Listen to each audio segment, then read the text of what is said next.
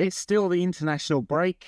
We haven't had football for, I don't know how long, Tom, 10 days or so. We've got another nearly 10 days, 12 days until United play again. But lots to talk about.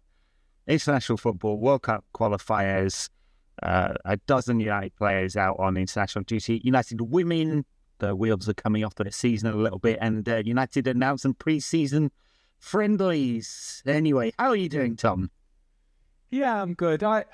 I'm one of those weird guys who likes the international break, but the scheduling of this weekend was so bad because like all weekend there were basically no games or no meaningful games. You had a couple of sprinklings of friendlies here and there, but I felt so forlorn on Saturday and Sunday without the Premier League, because it's always just lovely to have the Premier League games, but also like there's no backup.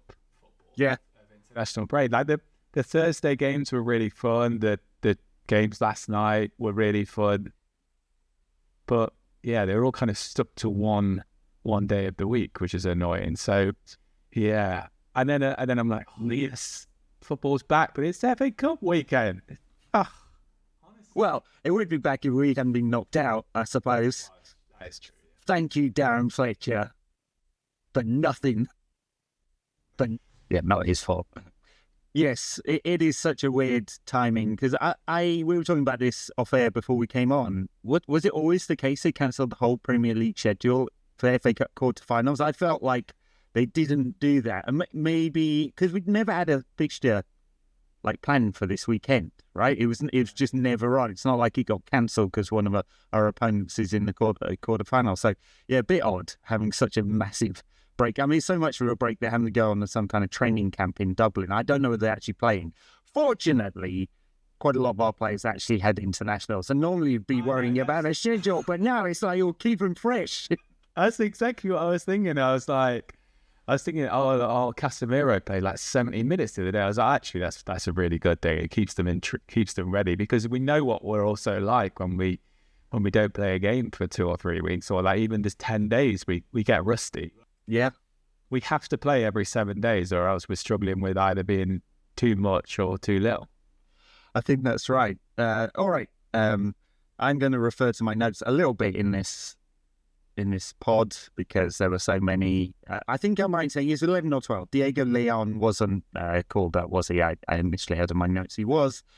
But, I mean, maybe we start with England just because we had a little bit of interest there. Yeah, Maguire was back in the squad, so it was Mainoo. Rashford's in the squad. Obviously, he's unlikely to ever play for United again, barring some kind of acute turnaround on the behalf of the club and Rashford himself. Maguire played, he came on as a sub in one and then played the whole of the next game. Thought it did all right. Thomas Tuchel said some, I don't know, not that nice things about him, really. I mean, basically, he was just very Germanic and frank about it and said he's quite far down the list. But he called out Trevor Chalobah as being ahead of him. I was like, that's fucking ridiculous. As many faults as Maguire does have, international football has suited him very well, and he's performed excellently for England over the years. I don't think he's ever let England down, basically. And then Kobe came on as a late sub in the game against Uruguay and played 77 minutes against Japan alongside Elliot Anderson. Interesting combo. I thought he got some criticism for perhaps making a mistake on Japan's goal, but I thought he did pretty well, honestly. He moved the ball quickly and often. He had over 100 touches in the game. That's just the kind of thing I've been calling for, and he's more of that. Yeah. What do you make of it? I didn't see it because I was watching the Italy game last night against Bosnia. That was pretty dramatic as well. It was crazy. I had the Kosovo game on for a little bit, but my next door neighbour's a Bosnian, so I heard he enjoyed it. Heard the shouts through the wall, so I changed over from Kosovo, and yeah, that was a crazy game. But I was going to ask you actually about what was Mainoo and Anderson like? What was their dynamic? What was their partnership like? I mean, I may be projecting here, but I think that's a really good combo. Like, they complement each other. Very proactive, moves the ball forward, does a lot of obviously a lot of the running. and the defensive work. Cobby is the linker. I think it works well. It's not necessarily like a creative number 8. Anderson is very positive in terms of he gets the ball forward very often.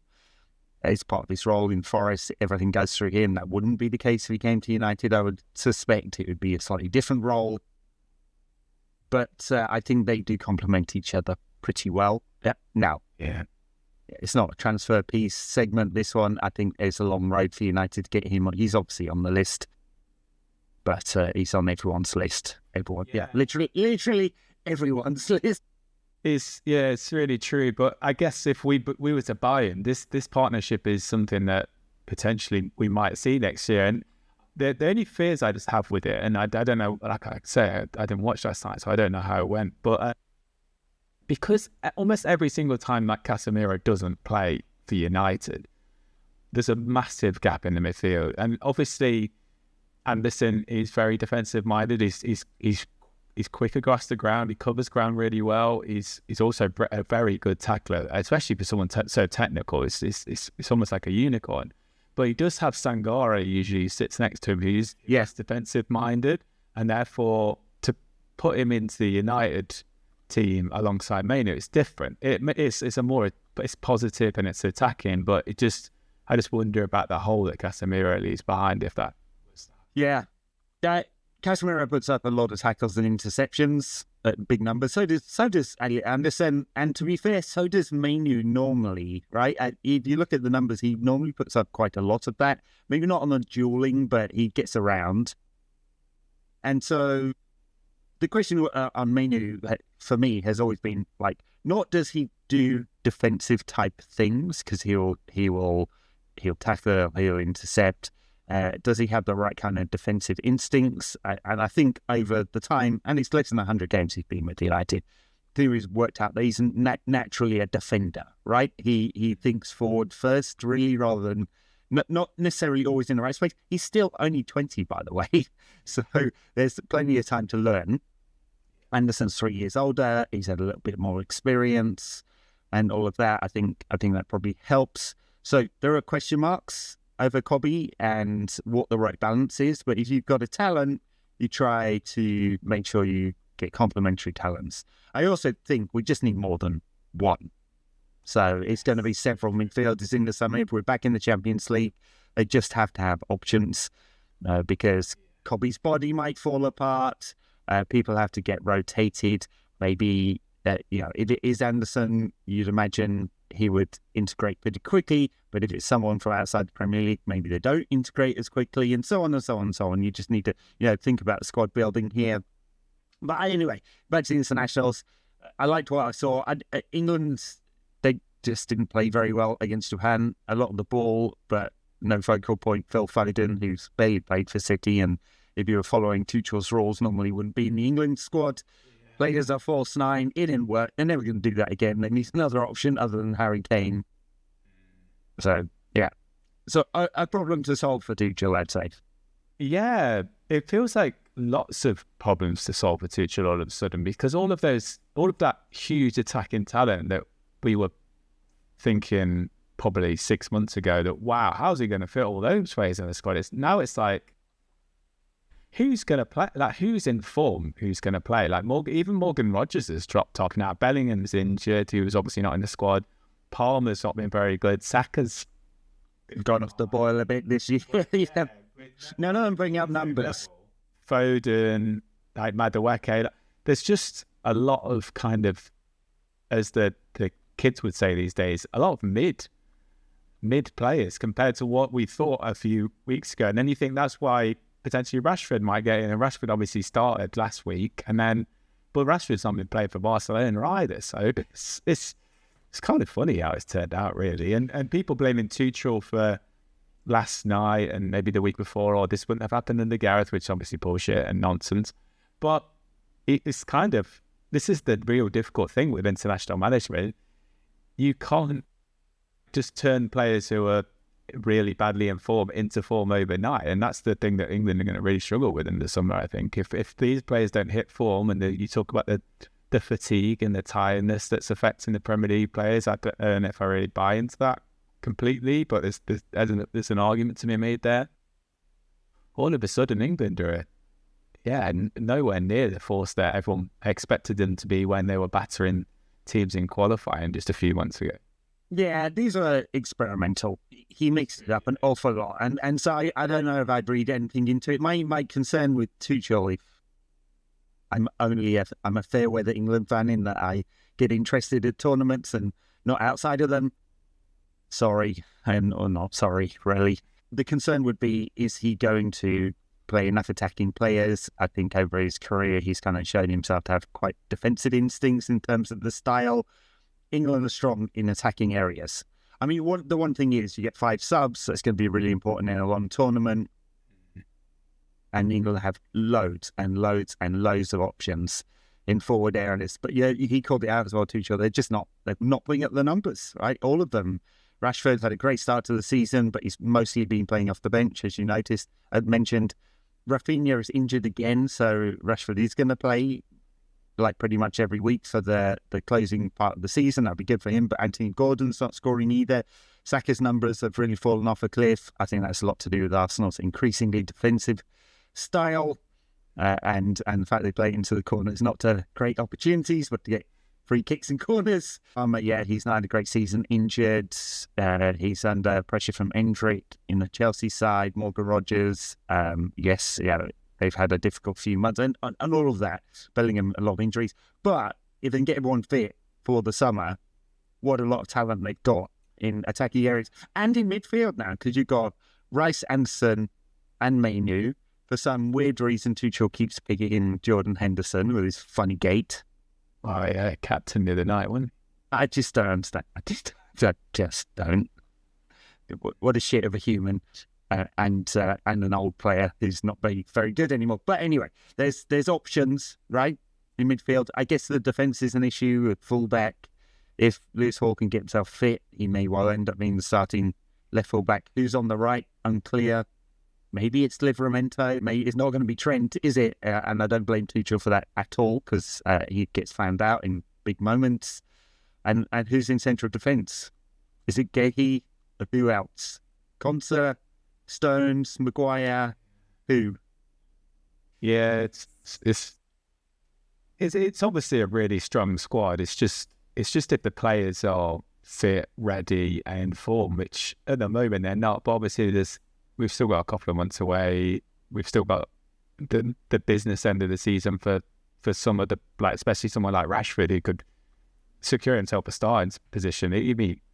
He could shoot Barcelona to Champions League victory, then shoot England to Euro victory. But I also kind of think about the other United players, and like someone like Shaw. I don't understand why he wasn't in the squad. I know he's getting on a little bit. He's got injury concerns, but you look at the other left backs with almost like bar Lewis Hall. I think he's better than Jed Spence. I think he's better than Livramento on the left. And yeah, he doesn't get forward as much as he used to, but I think it's harsh that Shaw missed out, to be fair. And then, yeah, if you're looking for a balanced squad, you'd have him in there as even if he's backup, right? Experienced and balanced, and it would make a. If you went to that, it probably wouldn't do that. But there's not many other options that would play on that. Maybe the left side. Yeah, back three, that he would. Jed Spencer's not actually had that good a season. Strange player, a strange character as well. And Livramento's constantly injured when he's entire career injured. Great player, but injured, as is, I was going to call him Lawrence James then, but James, not Lauren James. James on the right, he's always injured. Who would be obviously the starting right back, because I think he is a complete right back. But anyway, let's move on from England. The rest of the home nation. So Ireland missed out on qualification. Kind of blew it 2-0 up in the semi-final on whatever pathway it was in the European World Cup qualifiers. And then blew the penalty shootout as well. Scotland already qualified. Our old keeper as well, Mate Kovar, who was the hero. Who saved a couple, yeah. Second leg, yeah. That's right. And what else? Wales were ahead, but then lost out on penalties. Penalties to Bosnia? It was penalties, wasn't it? Penalties to Bosnia, yeah. Yeah. unfortunate for those guys, especially Ireland, because they always take a big following to tournaments. And the Irish diaspora is pretty fulsome in the States as well, I'm sure. They'd have enjoyed it. Elsewhere, what do we have in the other? They had such a weird qualification pathway this time round, like intercontinental playoffs. I did. Jamaica lost to DR Congo. I saw that one. I did stay up for that last night because, like I say, I'm a sucker for international break. It felt like a bit of a pre-World Cup, and I think that's how they were kind of treating it in Mexico. Yeah, they had a little tournament. Yeah, a little tournament thing. I mean, but I said on Blue Sky, it shows that you have a proper football culture when you have about 30,000 neutral fans going to watch DR Congo versus Jamaica, and the fans were absolutely loving it as well. That was a great game, and also shout out to Twanzebe. Yeah, scored a winner. United graduate, Wan-Bissaka, obviously part of that Congo team going to the World Cup as well. So yeah, fair play to them. And it made me think of Steve McLaren as well. They sacked him before, or I think maybe he resigned before the. He was I know, yeah, a bit early. The DR Congo, I actually don't know whether their fans will be able to come across, because obviously it might be one of the in Mexico, but obviously, yeah, if they go to the States, I think they might be on the list of banned countries. I forget exactly who it is. It's a lot of countries in Africa. Yeah, Trump being Trump, there. It just cannot be right that you have it as well. Yeah, right. It cannot be right that you have a World Cup and fans cannot go and see their team. Just can't be right. Right. Given tourist visas, for fuck's sake, yeah. I saw an article in The Athletic the other day that the players haven't even had their visas through yet. So like people like from Iran or Iraq, like they could be really struggling, or like you say, Congo or some of the other. I think Senegal as well is one of the countries on that. Yeah, it is. Yeah. So it's just crazy. Well, we know what it's about, straight up racism. So, and I have no problem calling that out. Sorry, little aside here. Anytime I talk about race, people freak out in the comments. So please just let me know if you need to be blocked, because I have no problem with that either. I've been pissing people off since 2009 with my politics, and I'm just not ashamed of it. So if you haven't worked that out by now, fuck off. So anyway, just a little one. I had one on the Substack this week who was making comments about Kobbie Mainoo, but then did all the tropes about lazy, doesn't think, doesn't understand the game, then mentioned Rashford and Pogba. I was like, oh yeah, you got a problem with Martial and Lingard as well. Where's this coming from? Yeah, unbelievable. Anyway, who else? Bruno Fernandes. Did you see his backheeled assist for Portugal against the USA? Brilliant. The man's got eyes in the back of the head. I mean, he obviously knew where the Trincao was, but just to pull it off, excellent. Honestly, what a man. Did Dalot play? I don't know. Does Dalot... you know what? I don't know. I don't think so. But I think he has been... He has. They've obviously got Cancelo and a few others in there. I think their problems up front, Portugal. So Gonzalo Ramos and Cristiano Ronaldo, a 41-year-old, and a player who seems to play like a 41-year-old as well. I don't know. Ramos has been a disappointment, hasn't he? Feels like he only ever gets 2 minutes, like for PSG. He comes on like for the penalties or whatever. Yeah, maybe scores like a really late. You see it a lot in the Champions League, but yeah, he has been a disappointment, especially considering where he was in the last World Cup, that's just crazy. That's 4 years ago when he came on. Well, started that game ahead of Ronaldo, scored a hat trick. But yeah, they're obviously going to go with Ronaldo. I mean, but they got a great squad, but that is the problem there, because Ronaldo's quite easy to mark, and like he doesn't move a lot anymore. No. Well, I watched. Just a quick comment on Portugal. I watched against Hungary and against Ireland in their last two qualifiers, and Hungary drew to them and Ireland beat them. Yeah. They were not good at all in any of the games I saw in the qualifying. A lot of people are tipping them to win it, and yeah, maybe they show up for the tournament, but I don't think so. Brazil played a couple of games in the States, didn't they? Was it in Atlanta? I can't remember where they played France. France showing off their new away kit, which is this kind of pale green thing with gold on it. I think it's supposed to be like the Statue of Liberty or whatever. I think it's supposed to be that. Like, anyway, it's quite a fetching kit. I don't know whether you're into football kits. I have quite a lot, so I will buy a few for the World Cup just because. I was disappointed that Jamaica didn't make it because their jackets are absolutely awesome. So Adidas doing a top job. Jamaica always, Jamaica, Nigeria usually have lovely clubber as well. Yeah. There you go. It's a bit standard.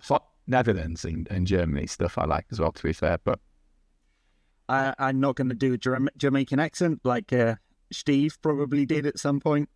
That would be outrageous. There's a YouTube video of him going, seal it up. And I can't, every time I hear like see it, I can't get it out of my head because what's that video? Teammate died. He's a character, isn't he, Steve? I almost did it, and I'm not going to get that. Rightly so. I'd like a jacket like not a little animal. When I was younger, I used to listen to England's cricket tours on the radio. I don't know whether you do that, but I'd stay up like all night. And there's broadcaster Tony Crozier, who grew up in Jamaica, West Indies anyway. He has a very thick West Indies accent. He's a white guy. He's not putting it on, it's just his accent. I didn't know for years. First time I saw him on the TV, I was like, oh, bloody hell, that was a bit of a surprise.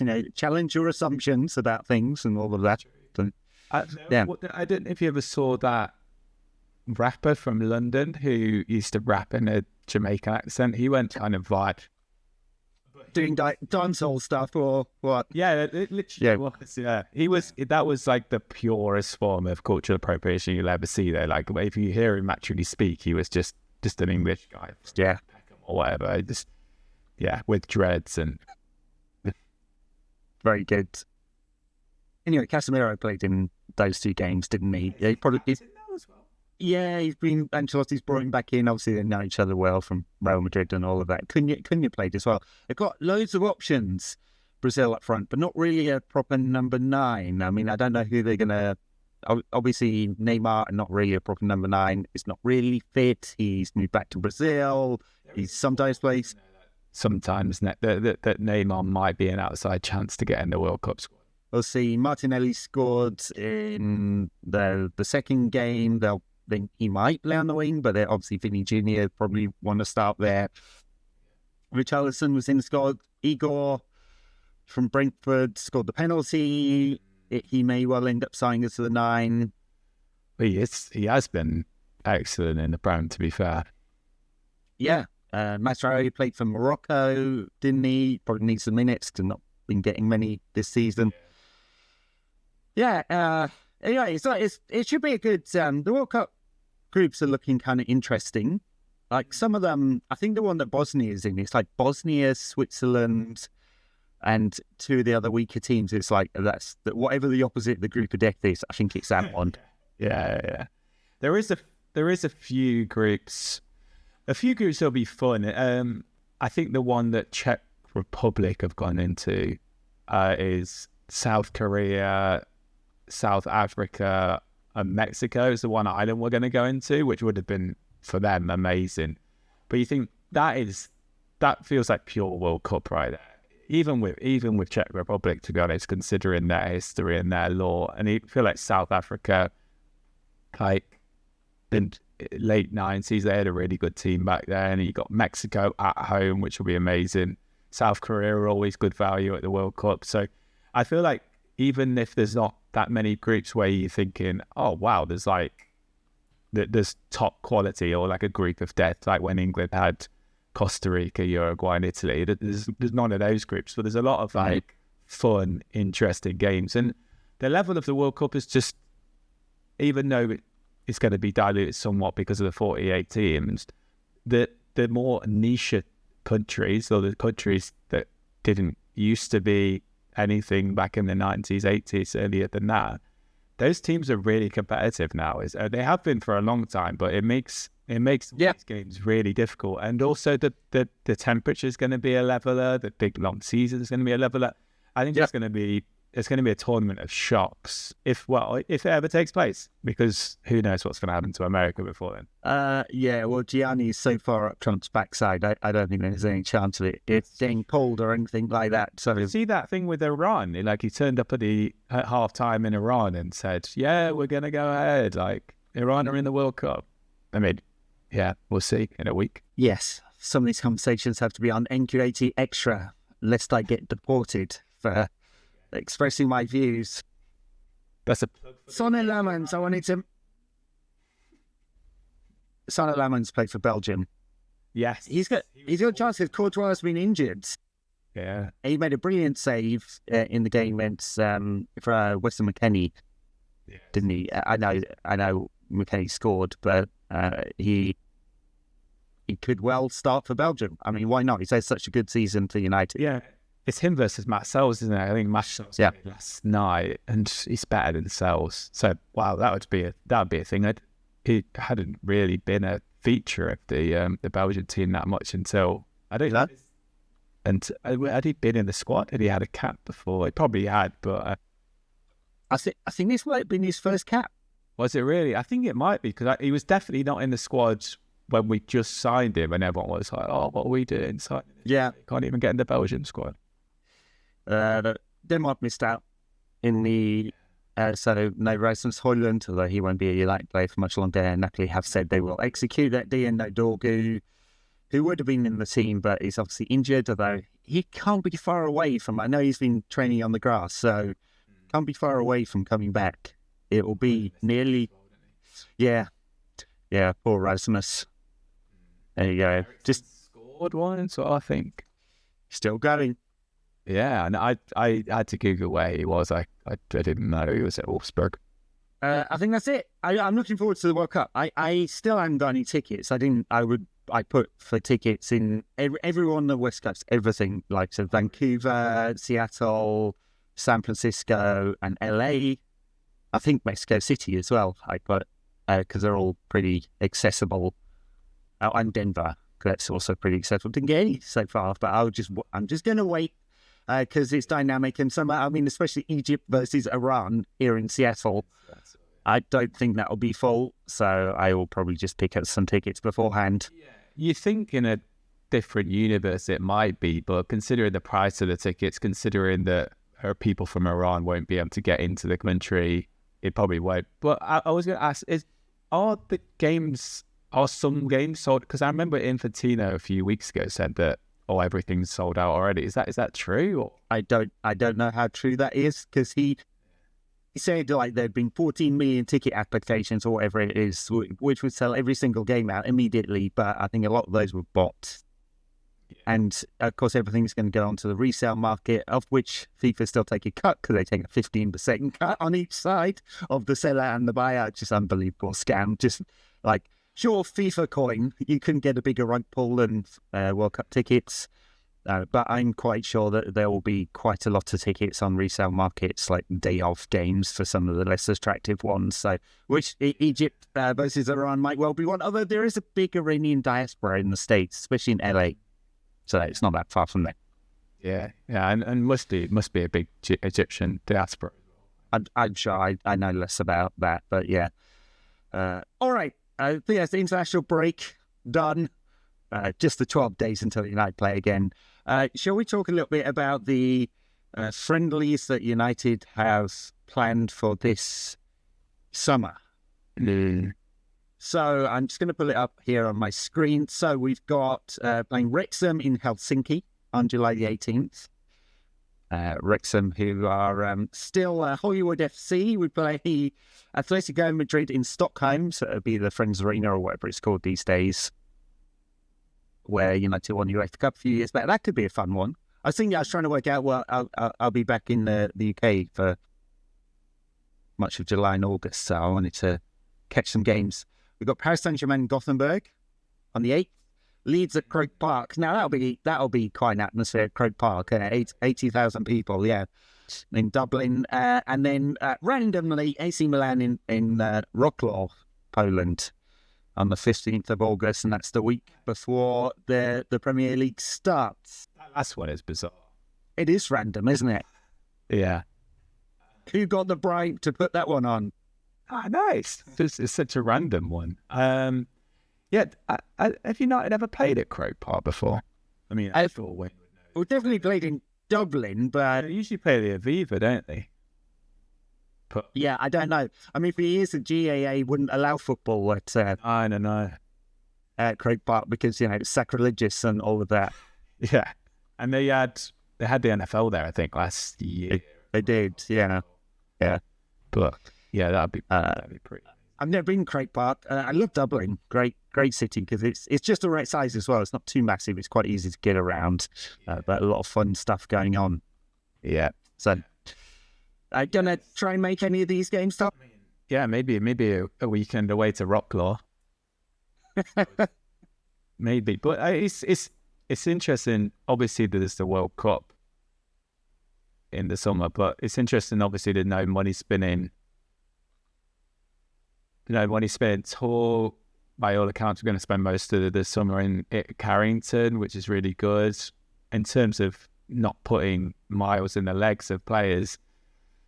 Yeah, obviously that takes into account depending on how far everyone goes in the World Cup. We've got like lots of players, Ahmad, Leach, we've not mentioned Agate. Agate played a couple of times for Uruguay, didn't he? He probably won't be at United by the end of the World Cup. Yeah, to be fair. There's a lot of our squad will be there. But yeah, it's nice not to have all these like this crazy tour going on. It's also nice to be able to watch all the games at a nice time. I mean, not for you potentially, but no, I'll be in the country. Yeah, there we go. So yeah, it feels like these games and the whole setup is just going to set us up nicely for the new season, which is pretty rare. I remember in COVID season that was the case where like we couldn't go abroad, and it feels a bit like a COVID summer, a COVID pre-season again. Feels like pre-season from the 80s when this is what we used to do, go and tour around Scandinavia and some random team in Wales. To Poland. So Ran, I mean, the financial thing is interesting because they won't be making as much money as if they held a friendly in Shanghai or Hong Kong or in the States. The US. Australia, didn't it? Was it Australia we went? Oh, no. Malaysia? Was it Hong Kong and Malaysia? Yeah. Well, that's the end of the season, though, wasn't it? Yeah. I mean, they won't be able to do this year because obviously because of the World Cup, unless they did a friendly with none other World Cup players. The first pre-season game is on the 18th here. The World Cup finals on the 19th. And so that'll obviously, that first game will not include any of the World Cup players. The World Cup players will have to have at least 3 weeks off.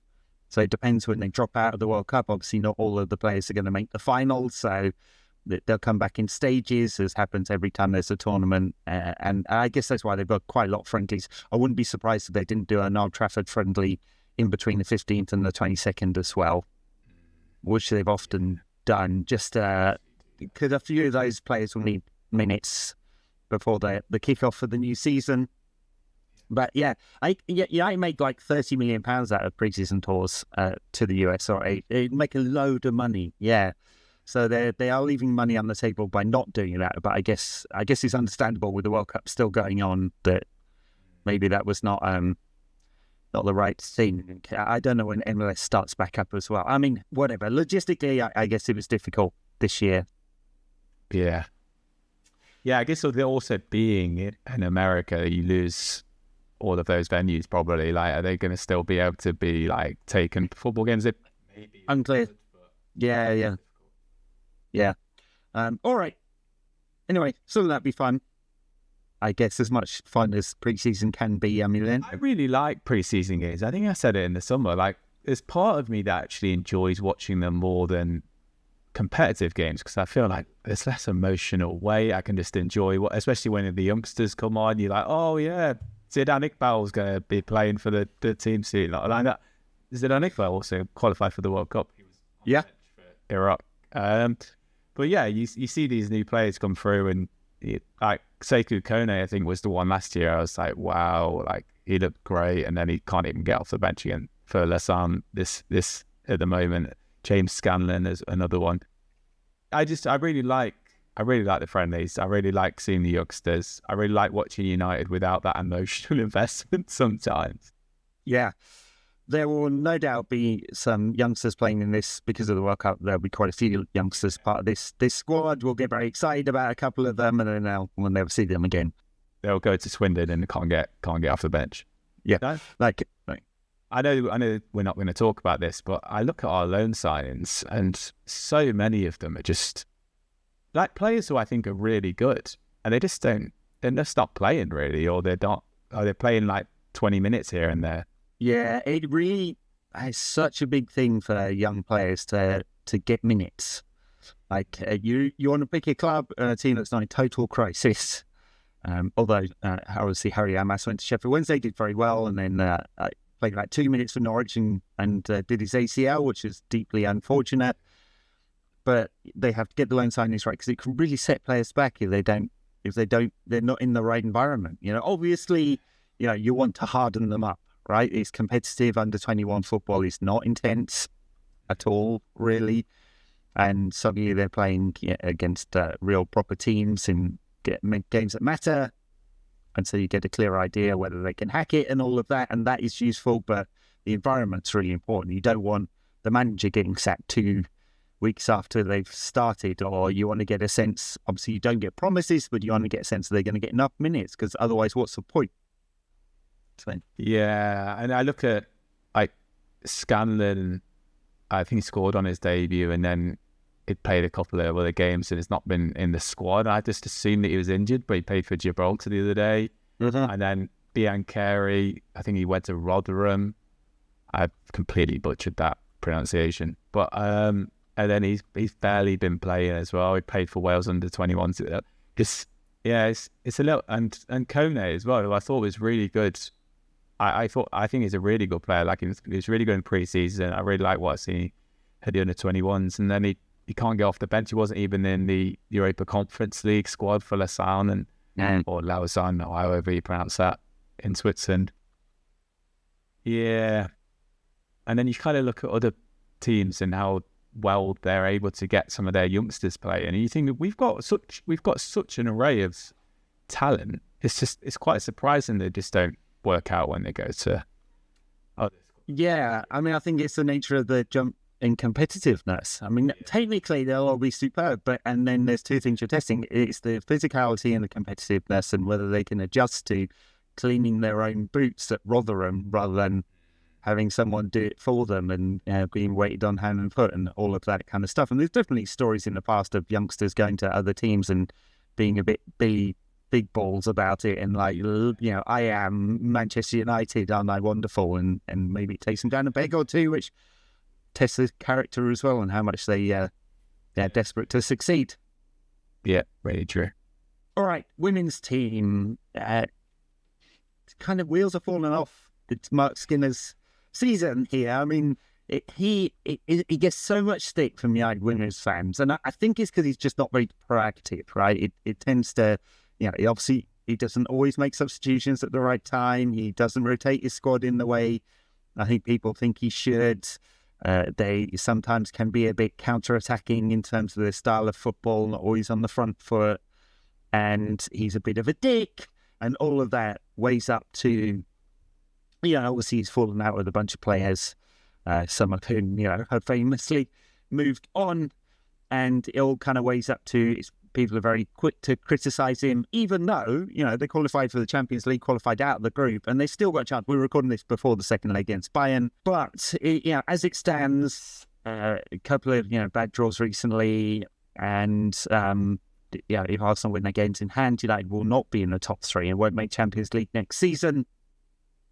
They play Chelsea on the last day of the season. They may well have to win that game, and they have a horrible record against Chelsea in order to qualify the Champions League. And if they don't, and they get knocked out against Bayern, I wouldn't be surprised if Skinner is not sacked at the end of the season. What do you make of the women's team at the moment?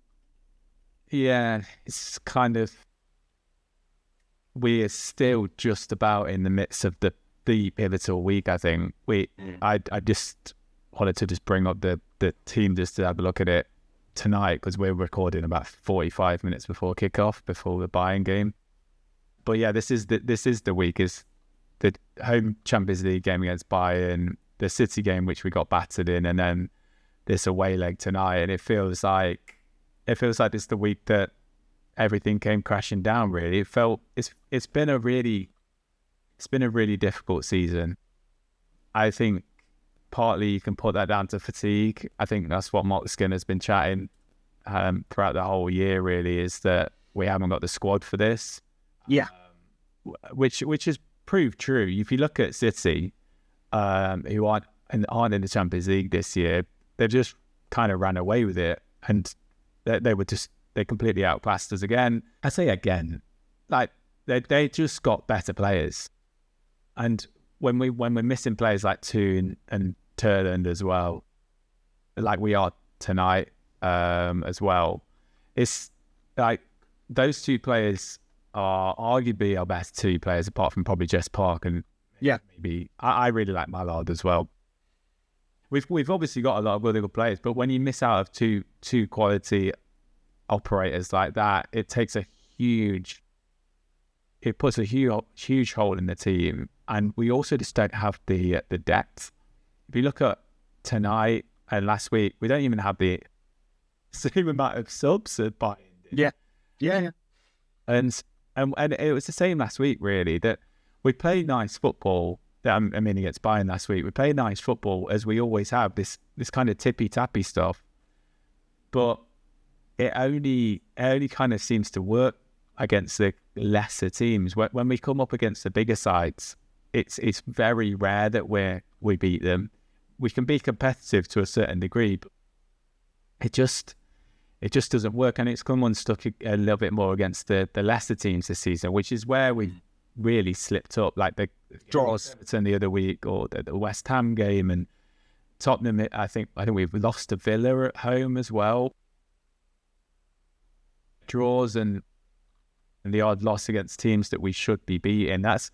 And you can't really do that in the WSL, because the top three. Well, there's 4 teams, basically. There's 4 teams who win most weeks unless they're playing each other. And you have to just do that to keep up. And you can understand why people are a little bit on Mark Skinner this season. But also, I think it's proved too much to be able to juggle these two things. And we've done really well in the Champions League. We've had some great results away from home against Atletico Madrid. We were great in the 2 games against Atletico as well. Yeah, very good. We were actually pretty decent in the Bayern game, really. Yeah, they were just more clinical, weren't they? They really took the chances well. Yeah, like harder as well. It's such an elite operator. Yeah, obviously had a brilliant career, Peniel Harder, and has a very good record against United as well in terms of number of goals she scored. Very disappointed crowd for that one, but better against City.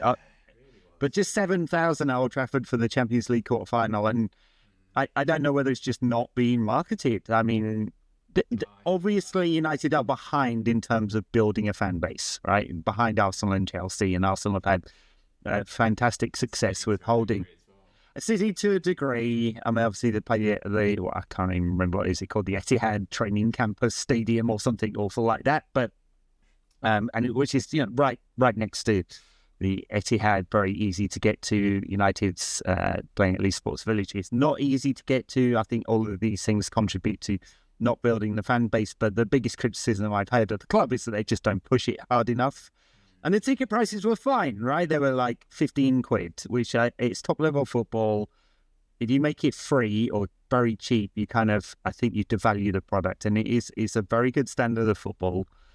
And it's just a shame that they haven't been able to build up the fan base. And obviously more against City, I guess, on a Wednesday night, especially tend to get kind of family crowd at the women's games. Maybe that contributed to it being a low crowd, but pretty disappointing, I'd say. 7,000, like if you'd had 7,000 at Leeds Sports Village, it'd been good atmosphere. It was not against Bayern. Yeah, it was dead. It just when you have, like you say, when you have 7,000 in such a big stadium, it's very echoey, and it feels like there's no one there at all. And United, we've got a bit of a curse at Old Trafford as well. We just don't ever seem to play well there. Yeah. And that might just be because, or not just, but one of the reasons might be because it just doesn't feel like a home game in the same respect. Obviously, you're playing in the amazing stadium, and there are, even when you've got a lot of fans there, there's still, if you look around, there's still so many empty seats, whereas City and obviously Arsenal, when they play at the Emirates, they've got big crowds. City, because they've got a smaller stadium, it suits them. And the problem is when you've got a stadium of near 80,000 and you've got 7,000 in it, or even if you've got maybe more than that, even if you got up to like 30, there's still lots of empty seats there. So it's still not going to sound the same. It's not going to feel the same. And this is the difficulty, because you want them to play in the big stadium, but we're not like Arsenal, we're not like Barcelona and Real Madrid who can bring in those huge crowds. And I think the marketing is what I was thinking as well. It doesn't feel like it's marketed in the right way.